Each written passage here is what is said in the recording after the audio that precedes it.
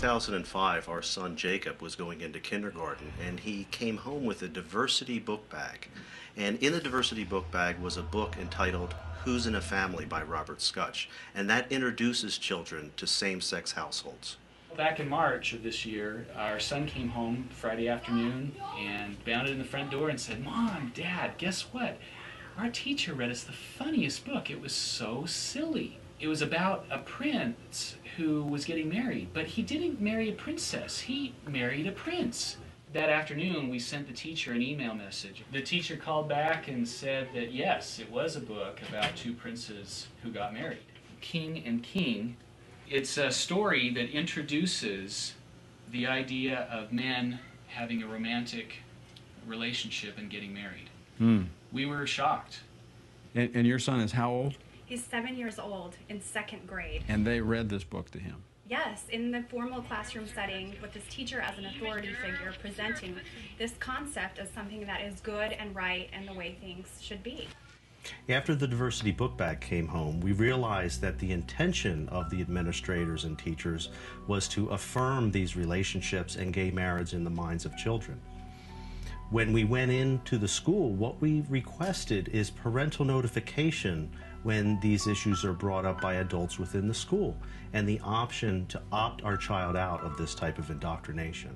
And then she said, well, she had checked with the administrators and they had said that this was not a parental notification issue. One of the reasons they give is they said same-sex marriage is legal in Massachusetts. Therefore, we can broach it anytime with your child.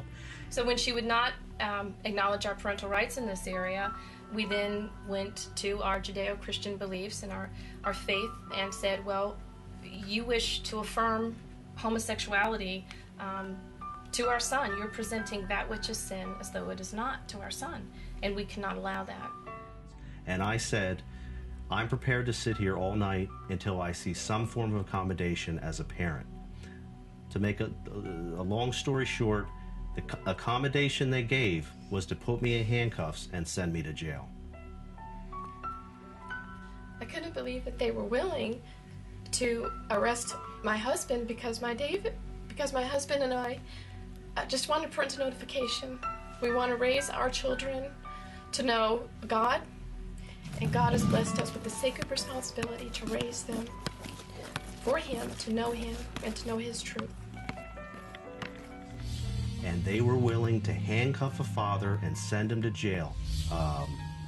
It was a 6x8 cell, filthy. But, you know, I felt I didn't have a choice at that point. In order to fulfill my role and duty as a father,